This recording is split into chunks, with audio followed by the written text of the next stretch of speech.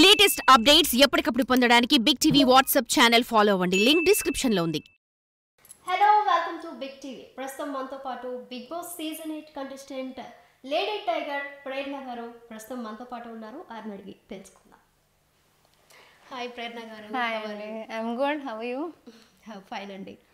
So మీరు top 5 కంటెస్టెంట్లో ఉన్నారు, 4th వచ్చారు. సో ఎలా ఫీల్ అవుతున్నారు? నాకు చాలా సంతోషంగా ఉంది. I'm very happy. టాప్ 5కి రావాలంటే చాలా కష్టం. దానిలో అందరినీ అంటే అబ్బాయిలతో పోటీపడి అమ్మాయిలతో పోటీపడి టాప్ 4లోకి రావాలి అంటే అది చాలా కష్టం. నేను అది సాధించాను. So I'm very proud of my self. చాలా నా 100% ఇచ్చాను. అండ్ ఐ థింక్ అది జనాలకు కనిపించి వాళ్ళు నాకు సపోర్ట్ చేసి నేను ఆ స్థానానికి వాళ్ళే తీసుకొచ్చారు. సో చాలా హ్యాపీగా ఉంది. సో మీరు అయితే నేను అయితే అనుకున్నా మీరే విన్నర్ అవుతారని చెప్పి నేను రోజు ఓట్లు వేస్తూ మీకు. సో మీరేమనుకున్నారు? మీరు విన్నర్ అవుతారు అనుకున్నాను. డెఫినెట్లీ హోప్స్ అయితే ఉండే దట్ ఓకే, ఇప్పుడు దాకా తెలుగు హిస్టరీ బిగ్ బాస్ హిస్టరీలో బిగ్ బాస్ తెలుగు హిస్టరీలో ఎప్పుడూ ఒక ఫీమేల్ విన్నర్ అవ్వలేదు. సో నేను ప్రతి చోటులో అంటే టాస్క్లో అయినా, నామినేషన్లో అయినా, ఇంటి పనిలో అయినా నా బెస్ట్ ఇచ్చాను. లైక్ 100% నాకు ఎంత అవుతుందో అంత మొత్తం నేను ఎంతున్నా అది మొత్తం ఇచ్చేసాను. సో మేబీ జనాలకు కూడా అది నచ్చి ఓకే ఈసారి ఒక అమ్మాయిని చేద్దాం, అది సపోర్ట్ చేస్తారేమో అనే హోప్స్ ఉండేది నాకు. సో అవుతాను అనుకున్నా, కాలేదు. బట్ అట్లీస్ట్ ఫైనలిస్ట్ అయ్యాను. సో దానిది కొంచెం సాటిస్ఫాక్షన్ ఉంది, బట్ బాధ కూడా ఉంది. మాకు కూడా అండి. సో తెలుగు ఆడియన్స్ ఓటేసి మిమ్మల్ని ఇంతవరకు 15 వీక్స్ వరకు తీసుకొచ్చారు. వాళ్ళకి ఏం చెప్పవచ్చు? ఈ జర్నీ ఎలాంటిదంటే ప్రతిదీ ఎంత చేసినా సర్వైవ్ అయ్యేది ఆడియన్స్ వల్లే. ఎంత చేసినా లోపల నేను ఆడేది లేకపోతే నేను బిహేవ్ చేసేది ఎంతున్నా బయట అది నచ్చలేదనుకోండి, లైక్ నేను బెస్ట్ ఇచ్చి యాక్చువల్లీ మంచిగా ఉన్నా ఆడియన్స్కి నేను నచ్చలేదంటే నేను ఉండను. సో నేను ఏం చేశానో వాళ్ళు యాక్సెప్ట్ చేసి నన్ను అక్కడ సపోర్ట్ చేసి పెట్టారు కాబట్టి నేను ఇప్పుడు దాకా వచ్చాను. ఇలాంటి ఇంటర్వ్యూస్ అంతా జరుగుతుందే వాళ్ళ వల్ల. చాలా ప్లేసెస్లో నేను బయటకు వచ్చాక లేకపోతే బిగ్ బాస్ హౌస్లో ఉన్నప్పుడు కూడా నేను ప్రతిసారి తెలుగు ప్రేక్షకులు అన్నా. కానీ నేను బయటకు వచ్చాక నాకు తెలిసింది బిగ్ బాస్ తెలుగు అనేది ఎంత రీచ్ ఉందంటే జస్ట్ తెలుగు ప్రేక్షకులే కాదు, నాకు ఆల్ ఓవర్ ఇండియా నుంచి సపోర్ట్ చేశారు. నేను మా తెలుగు వాళ్ళని కలవాలి అనేసి నేను మిమ్మల్ని ఇక్కడ కలుస్తా, హైదరాబాద్లో కలుస్తా, ఆంధ్రాలో కలుస్తా అని చెప్తూ ఉంటే మెసేజెస్ వస్తున్నాయి. బెంగళూరు నుంచి మేము సపోర్ట్ చేసాం, చెన్నై నుంచి మేము సపోర్ట్ చేసాం, లక్నో నుంచి చేసాం, లండన్ నుంచి చేసాం, యుఎస్ నుంచి చేసాం అనేసి. సో అక్కడ తెలుస్తుంది తెలుగు బిగ్ బాస్ది ఎంత రీచ్ ఉందో. వరల్డ్ వైడ్ జనాలు చూస్తున్నారు. అండ్ లాంగ్వేజ్ బ్యారియర్ లేకుండా ఇది తెలుగు షోవా, ఇది తెలుగు అమ్మాయా, అది ఏమి లేకుండా షో బాగుంది, చూద్దాం, ఇష్టం అయితే సపోర్ట్ చేసేద్దాం అనే రేంజ్లో ఉన్నారు అందరూ. సో ప్రతి ఒక్కరూ నాకు సపోర్ట్ చేసిన వాళ్ళందరికీ థ్యాంక్ యూ. ఎవరెవరు నాకు సపోర్ట్ చేయలేదో ఆ ఆపోజిట్ వేలో నాకు సపోర్ట్ చేసినట్టే. ఎందుకంటే ఎవరెవరు నేను చేయలేను అనుకున్నారో వాళ్ళకి నేను ప్రూవ్ చేయాలి. నేను బాగాలేదు అంటే లేదు, నేను వర్త్ ఉన్నా, విన్ అవ్వడానికి నేను వర్త్ ఉన్నా అని ప్రూవ్ చేసుకునే ఛాన్స్ ఇచ్చారు వాళ్ళు కూడా. సో అందరికీ థ్యాంక్ యూ. సో మళ్ళీ వైల్డ్ కార్డ్ వస్తే వెళ్తారా మరి? వైల్డ్ కార్డ్ వస్తే యాక్చువల్లీ స్పీకింగ్ నాకు బిగ్ బాస్ జర్నీ అనేది చాలా చాలా మంచి జర్నీ. నేను రిగ్రెట్ అయ్యింది అనేది ఏమి లేదు. సో ఈ జర్నీని మళ్ళీ చేయాలన్నా I don't mind. I will be very happy. నన్ను వైల్డ్ కార్డ్లో పిలిస్తే వెళ్ళిపోతా, కానీ ఇమీడియట్గా అయితే కాదు. ఎందుకంటే మీరు చూసినట్టు నా యానివర్సరీ హౌస్లోనే జరిగింది. నెక్స్ట్ సీజన్ కూడా వెళ్ళిపోతే కొంచెం మా ఆయన కొట్టేస్తారేమో అక్కడే చేసుకోపో అనేసి. బట్ డెఫినెట్లీ ఆ జర్నీ ఎలాంటిదంటే అలాంటి ఎక్స్పీరియన్స్ మళ్ళీ వస్తే ఐ వుడ్ డూ ఇట్. ప్రేరణ గారు, ఇప్పుడు మీకు బిగ్ బాస్కి రమ్మని కాల్ వచ్చింది. సో మీ ఫ్యామిలీ రియాక్షన్ ఏంటి, మీ రియాక్షన్ ఏంటి? బిగ్ బాస్ చెయ్యాలి అని నేను ఎప్పుడూ అనుకోలేదు. అండ్ డెఫినెట్లీ నా ఫ్యామిలీలో ఎవరిది ఫిల్మ్ బ్యాక్గ్రౌండ్ లేకపోతే ఈ యాక్టింగ్ బ్యాక్గ్రౌండ్ అనేది లేదు. సో నేను వచ్చిందే ఫస్ట్ మా ఫ్యామిలీలో. అలాంటిది ఈ ఆపర్చునిటీ వచ్చినప్పుడు ఎవ్వరూ దీని గురించి ఎక్కువగా అనుకోలేదు దానికన్నా ముందు. బట్ మేము బిగ్ బాస్ అనేది ఎంత పెద్ద పేరో విన్నాము కదా, దాన్ని బట్టి ఓకే ఓకే పెద్ద ఆపర్చునిటీ ఇది, ఆలోచించు అని ఫస్ట్ ఎవ్వరికి ప్రాబ్లం లేదు. నువ్వు ఓకేనా, నీకు అదంతా లోపల అన్ని డేస్ ఉండటం నీకు ఓకేనా అని అడిగారు ఫ్యామిలీ అందరూ. అండ్ ఇంకోటి ఏంటంటే మెయిన్ సపోర్ట్ నాకు రావాల్సింది మా ఇన్లాస్ నుంచి. ఎందుకంటే పెళ్ళయ్యాక మా పేరెంట్స్ ఎక్కడో బెంగళూరులో ఉంటారు. వాళ్ళు ఓకే నేను ప్రతిరోజు నా అమ్మాయిని టీవీలో చూస్తున్నా అని సంతోషపడతారు. కానీ నేను ఇప్పుడు పెళ్ళయ్యాక ఇన్లాస్ ఇంటికి వచ్చాను. సో ఇన్లాస్ వీళ్ళు కంఫర్టబుల్ ఉండాలి, కానీ వీళ్ళు కూడా నా అమ్మ నాన్న అంతే సపోర్ట్ ఇచ్చారు. శ్రీపాద్ మై హస్బెండ్, శ్రీపాద్ వాళ్ళ అమ్మ నాన్న, శ్రీపాద్ వాళ్ళ చెల్లి, ప్రతి ఒక్కరు నాకు ప్రతి స్టేజ్లో సపోర్ట్ చేశారు. వీళ్ళు మా అత్త మావయ్య నాకు మారలీ సపోర్ట్ చేశారు. నేను ఇంటికి వెళ్ళే ముందు షాపింగ్లు ప్యాకింగ్లు అన్నిటికీ నా సిస్టర్ ఇన్ లా విజయశ్రీ ఆమె సపోర్ట్ చేసింది. శ్రీపాద్ అయితే నాకు పిఆర్ మేనేజర్ అన్నీ అయిపోయారు బయట. సో ఐఎమ్ వెరీ లక్కీ, అందరికీ సపోర్ట్ బాగా వచ్చింది. And they are very proud of me, very happy. So మీ లాంగ్వేజ్ కన్నడ కదా? నేను తమిళ్ అండి. నేను తమిళ్, ఓకే. తమిళ్ కదా, సో మీకు ఇంత స్పష్టంగా తెలుగు ఎలా వచ్చిందండి? నేను యాక్చువల్లీ పాన్ ఇండియా చైల్డ్ అనొచ్చు మీరు. ఎందుకంటే నేను చిన్నప్పుడు పెరిగింది మొత్తం హైదరాబాద్లోనే. ఒక 11 years అంటే 5th standard దాకా నేను హైదరాబాద్లోనే ఉన్నా. దాని తర్వాత నేను యూఎస్కి వెళ్ళాను, యూఎస్ నుంచి బెంగళూరుకి వెళ్ళాను, బెంగళూరు నుంచి పెళ్ళయ్యాక మళ్ళీ ఇక్కడికి వచ్చేసాను. బట్ ఇంట్లో మాట్లాడేది మేము తమిళ్ యాక్చువల్లీ. సో నేను ఇంటి లాంగ్వేజ్ అంటే మదర్ టంగ్ అనేది తమిళ్ ఉంది. నేను కొన్ని ఇయర్స్ జస్ట్ బిఫోర్ దిస్ బెంగళూరులో సెటిల్ అయ్యాను, కొన్ని ప్రాజెక్ట్స్ అక్కడ చేశాను కాబట్టి కన్నడ నేర్చుకున్నా. అండ్ కొన్ని ఇయర్స్ నేను కొన్ని ఇయర్స్ నేను హైదరాబాద్లోనే ఉన్నా కదా స్టార్టింగ్ లైఫ్ మొత్తం. అండ్ మా నాన్న పుట్టి పెరిగింది హైదరాబాద్లో. సో ఆయన ఒక హైదరాబాదీయే ఆయన. సో నేను కూడా చిన్నప్పటి నుంచి తెలుగునే చూశాను అండ్ తెలుగు మూవీసే చూశాను కాబట్టి నాకు కూడా లైఫ్ లాంగ్ తెలుగు అనేది చాలా ఇంపార్టెంట్. నేను యాక్ట్రెస్ అయినా నేను తెలుగు ఇండస్ట్రీలో యాక్ట్రెస్ అవ్వాలి అని ఫస్ట్ నుంచి అనుకునేదాన్ని. అండ్ ఇలా కలిసి వచ్చేసింది. సో యాక్ట్రెస్ అవ్వాలని ఏమైనా ఇంట్రెస్ట్ ఉందా, అవుతారా? నాకు యాక్చువల్లీ సినిమా అనేదే ఇంట్రెస్ట్ ఉంది. But I have to see, ఎందుకంటే ఆ ఆపర్చునిటీ నాకు రావాలి కదా. అట్లీస్ట్ ఈ బిగ్ బాస్లో చూడండి, నేను వేరే వేరే వేషాల్లో వచ్చాను, పిచ్చి పిచ్చిగా ఆడాను, ప్రతిదీ అన్నీ నవరసాలన్నీ చూపించేశాను. సో నేను బాగా యాక్ట్ చేయగలను, బాగా ఉండగలను, మీకు ఏ రోల్ కావాలంటే అలా ఉంటాను. So please directors, script writers, producers మీరందరూ నన్ను ఇక్కడ చూసేసి ఓ ఈ అమ్మాయి బాగుంది, మీకు హీరోయిన్ అవ్వాలని ఉంది అనేసి నాకు ప్రాజెక్ట్ ఇచ్చేస్తే నేను చేసుకుంటూ వెళ్ళిపోతాను. సో బిగ్ బాస్ హౌస్లో మిమ్మల్ని ఎవరైనా మోసం చేశారా, అంటే బ్యాక్ బిచ్చింగ్ అని? అమ్మో, మోసం అనేది చాలా పెద్ద వర్డ్. అంతేం జరగలేదు. అండ్ బ్యాక్ బిచ్చింగ్ అనేది కూడా పెద్దగా ఇప్పుడు ఏమవుతుందంటే ఆ షోలో ఎలా అంటే నా వెనక ఏమైనా జరుగుంటే అది మీకు తెలుస్తుంది కానీ నాకు తెలీదు. సో హౌస్లో ఉన్నప్పుడు అలాంటిది ఏమీ జరగలేదు. బయటికి వచ్చినంత కూడా నాకు తెలిసినంత మెయిన్గా ఎవ్వరూ అలా చేయలేదు. ఎందుకంటే లోపల ఉన్నప్పుడు అలా ఏమైనా చేస్తే ఆడియన్స్కి తెలిసిపోతుంది. ఎందుకంటే అక్కడ ఉన్న కెమెరాలు మైక్లు అన్నీ క్యాప్చర్ చేస్తాయి. సో ఎవరు కొంచెం మరి ఓపెన్గానే మాట్లాడతారు కానీ మరీ ఇలా నెగిటివ్గా వెనక మాట్లాడుకోవాలి అలా ఎవరు మాట్లాడరు అక్కడ. ఒక్క ఇన్సిడెంట్ నా యష్మినితోనే అయింది. ఆమె వెళ్ళి నేను మెగా చీఫ్ టాస్క్లో ఆమె కోపం వచ్చింది, నేను చాలా గట్టి సంచాలకుగా ఉన్నా అనేసి. అప్పుడు ఆమె చెప్పింది అనుకుంటా ఆమె నబీల్కి సపోర్ట్ చేయాలనుకుంటుంది, అందుకే పృథ్వీకి ఇవ్వలేదు అనేసి. అది నాకు తెలిసింది. బట్ అది నేను అర్థం చేసుకుంటా, ఎందుకంటే ఆమె కోపం వస్తే ఆమె కొంచెం పిచ్చిదైపోతుంది. సో అది నాకు తర్వాత తెలిసింది.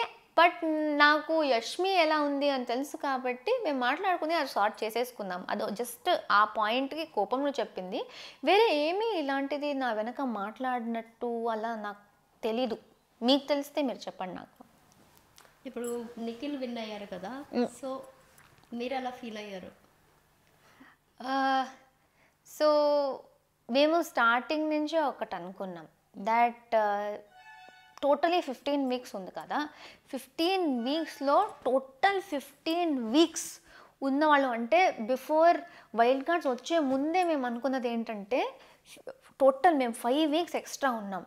అండ్ మీరు చూసుంటే తెలుస్తుంది, 5 వీక్స్ తర్వాత ఇప్పుడు అవినాష్, రోహిణి, తేజ వీళ్ళందరూ వచ్చారు కాబట్టి మొత్తం ఫన్ అయిపోయింది. కానీ ఆ first 5 weeks hard core extreme ఉండేది, ఫుడ్ ఇచ్చేవారు కాదు. నిఖిల్ అయితే రాగి జావా మీద బ్రతికేశాడు 2 వీక్స్. ఒక వీక్ మాకు రైస్ లేదు, ఒక వీక్ మాకు పాలు లేదు. సో చాలా కష్టం ఉండేది. సో ఎక్కడో ఒక చోట మేము ఎంత తర్వాత అందరూ రాయల్స్, వైల్డ్ కార్డ్స్ అందరూ వచ్చాక ఎంత కలిసిపోయినా అది మనసులో ఒకటి ఉండేది, మేము ఇంకొంచెం ఎక్స్ట్రా ఉన్నాము కదా, సో మాలో ఎవరికైనా వస్తే బాగుంటుంది అనేసి మేము అనుకున్నాం. తర్వాత మా బెస్ట్ ఇచ్చుకుంటూ వెళ్ళాం. నిఖిల్ కూడా చాలా క్లోజ్ నాకు.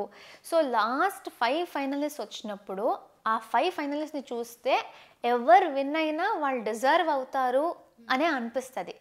సో దానిలో ఎవరు విన్ అయినా హ్యాపీయే. అంటే నేను విన్ అవ్వలేదు అని బాధ ఉంది, డెఫినెట్లీ నేనే విన్ అవ్వాలి అనుకున్నా. బట్ నేను కాకపోతే అయ్యో వీళ్ళెందుకు అయ్యారు, నేనే బెటర్ కదా అలాంటి ఫీలింగ్ లేదు. ఎందుకంటే జనాలు మమ్మల్ని ఇష్టపడి అందరినీ ఒకటే ప్లేస్లో పెట్టారు. సో ఇంకా మా చేతుల్లో లేదు కదా. So I'm very happy that Nikhil one. వాడు ఎఫర్ట్ పెట్టిన దానికి, వాడు కష్టపడిన దానికి ఆడియన్స్ మెచ్చి వాళ్ళు ఓట్ చేశారు, విన్ అయ్యాడు. సో బిగ్ బాస్ హౌస్లో మీరు ఈ 15 వీక్స్ ఏం నేర్చుకున్నారు? చాలా నేర్చుకున్నా. బట్ కొంచెం కొన్ని సిచ్యువేషన్స్లో కొంచెం కంట్రోల్లో ఉండాలి అని నేర్చుకున్నా. ఎందుకంటే నేను మరీ ఏ మోమాటం లేకుండా మాట్లాడేస్తా, జనాల్ని చూడను, సిచ్యువేషన్ని చూడను. నాకు నిజంగా ఇది అనిపిస్తుంది అంటే చెప్పేస్తా. ఒక్కొక్కసారి ఎదుటి పర్సన్ అది నీట్గా తీసుకోరు. సో ఏ సిచ్యువేషన్లో ఉన్నా, ఎవరితో ఉన్నా అది చూసి నేర్చుకోవాలి. నేర్చుకున్నాక ఆ సిచ్యువేషన్ బట్టి మాట్లాడాలి. ఇది నేను నేర్చుకున్నాను. ఎందుకంటే వాగుడుకాయ అన్నారు, నిజంగానే వాగుడుకాయ మాట్లాడేస్తా ఆలోచించకుండా, అదొక్కటి. ఇంకోటి, నా మీద జోక్స్ వేస్తే ఇంకొంచెం క్యాజువల్గా తీసుకోవాలి అనుకుంటా. ఎందుకంటే నేను జోక్లు వేసేస్తా, కానీ ఎవరైనా నా మీద జోక్ వేస్తే కొంచెం సీరియస్ అయిపోతా, అది కొంచెం మార్చుకోవాలి. సో బిగ్ బాస్ హౌస్లో ప్రతి ఒక్కరు మిమ్మల్ని మిస్అండర్స్టాండ్ చేసుకున్నారు. అసలు తప్పెవరిది, మీదా వాళ్ళదా? ఇప్పుడు థ్యాంక్స్ ఫర్ ఆస్కింగ్. నిజంగానే ఒక లైక్ 15 వీక్స్లో నాకు ప్రతి పాయింట్ అంటే అప్పటి నుంచి అని కాదు, స్టార్టింగ్ ఫస్ట్ వీక్ నుంచే నన్ను మిస్అండర్స్టాండ్ చేసుకోవడము, లేకపోతే నన్ను ట్రిగర్ చేయడం, లేకపోతే నన్ను టార్గెట్ చేయడం చేస్తూనే ఉన్నారు అనిపించింది. అండ్ నాకు తెలుసు రియాలిటీ, ఇది చేస్తున్నారు, కొంతమంది కావాలని చేస్తున్నారు అనేసి. బట్ నేనేమి చేయలేను, అది వాళ్ళ గేమ్ ఉండొచ్చు, లేకపోతే వాళ్ళకి నేను నిజంగానే ఎందుకు అర్థం కాలేదో తెలియదు. ప్రతి ఒక్కరితో నేను బాగానే ఉన్నాను. సో నేను యాక్చువల్లీ అర్థం చేసుకోవాలంటే అర్థం అవ్వచ్చు. నేను ఓపెన్ బుక్ లాగా ఓపెన్గా ఉంటా, దాచేది ఏం లేదు, ఏం ఫీల్ అవుతుందో చెప్పేస్తా, ఏమున్నా చెప్పేస్తా.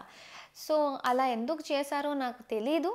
బట్ లక్కీలీ ఇది గేమ్ అనే ప్రాక్టికల్గా నేను ఆలోచించాను. సో వాళ్ళ స్ట్రాటజీలో అలా చేయొచ్చు, దేనికి చేశారో తెలీదు, కానీ నాకు తెలుసు దట్ కావాలని చేస్తున్నారు. ఇది ఎక్కువగా నా బ్రెయిన్లోకి వెళ్ళకూడదు, ఎందుకంటే నేను అయ్యో నన్ను మిస్అండర్స్టాండ్ చేసుకుంటున్నారు, నన్ను టార్గెట్ చేస్తున్నారు అని నేను అనుకుని నా గేమ్ పాడైపోతే కష్టం కదా.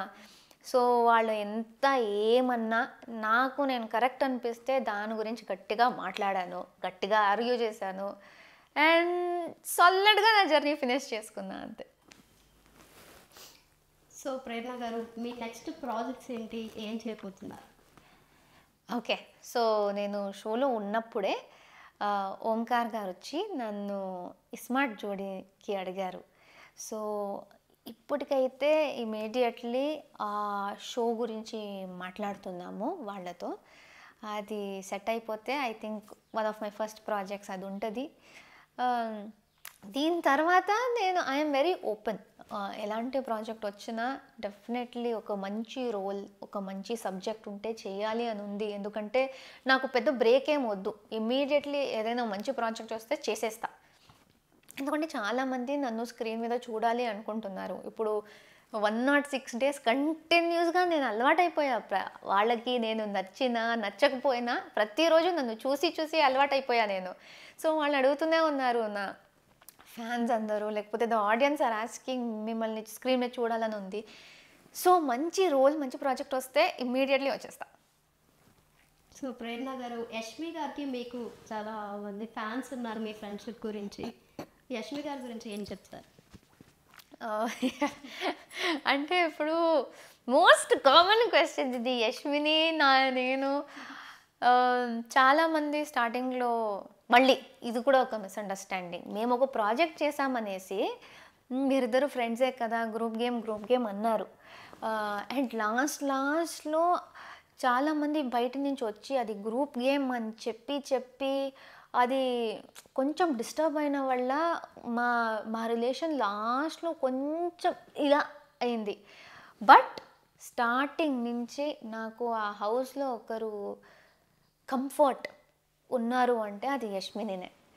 ఎందుకంటే నేను ఇంతకు ముందు కూడా చెప్పాను, మేము ఒకరితో బాధ చెప్పుకోవచ్చు, ఒకరితో సంతోషం పంచుకోవచ్చు. కానీ యష్మి ఎలాంటి వ్యక్తి నా కోసం అంటే, నాకు ఏ ఎమోషన్ ఉన్నా, ఎమోషన్ లేకపోయినా, అంటే ఊరికేలా కూర్చోవాలి, కానీ ఒక పర్సన్తో కూర్చుని హాయిగా హ్యాపీగా ఉండాలంటే అది యష్మినే నాకు ఆ హౌస్లో. సో ఒక సపోర్ట్లా ఉంది నాకు. So she was my comfort, she was my support. ప్రాజెక్ట్లో మేము జస్ట్ కొలీగ్స్ అంతే. హౌస్లోనే ఏది ఉన్నా మీరు చూసిన బాండ్ మొత్తం హౌస్లోనే ఫార్మ్ అయింది. ఇన్ఫ్యాక్ట్ దానికన్నా ముందు, హౌస్లోకి వచ్చే ముందు నిజంగా మేము మాట్లాడేవాళ్ళం కాదు. ఇన్ఫ్యాక్ట్ నాకు అనిపించేది యష్మికి నేను నచ్చనేమో అనేసి. నేను మాట్లాడుతూ ఉంటా, ఆమె మాట్లాడుతూ ఎక్కువ.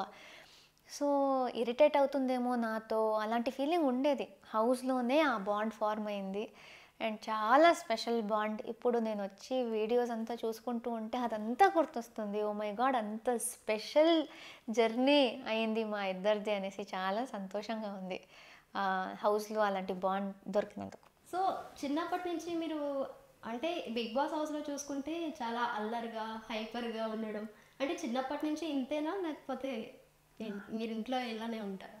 నేను చిన్నప్పటి నుంచి ఇదే గాడ్ గిఫ్టెడ్ టాలెంట్ అది. అంటే నేను సుమ గారు షోకి వచ్చినప్పుడు కూడా చెప్పాను, చిన్నప్పుడు అల్లరి ఎలా ఉండేదంటే నేను ఏదేదో చేసేస్తూ ఉంటా అనేసి మా అమ్మ నన్ను కాటుకి దారంతో కట్టేసేది. నా కాళ్ళని, బెడ్కి కాళ్ళు ఉంటాయి కదా, ఆ బెడ్ కాళ్ళని నా కాళ్ళకి కట్టేసేది దారంతో, ఎక్కడికి కదలకూడదు అనేసి. అలా ఏదేదో అల్లరి చేస్తూ ఉండేదాన్ని. స్కూల్లో కూడా అలానే. సో ఓవరాల్ అలానే. బట్ అది ఐ థింక్ ఈ హౌస్లో హెల్ప్ అయిపోయింది. సో బిగ్ బాస్ హౌస్లో ఏదైనా కొన్ని సీన్స్ చూసి మీ హస్బెండ్ శ్రీపద్ గారు ఏమైనా సీరియస్ అయ్యారా? సీరియస్సా? అలా ఏం లేదు. He's very proud of me, he's very happy. అంటే నేను నా జర్నీ మొత్తం ఎంత బాగా ఆడాను.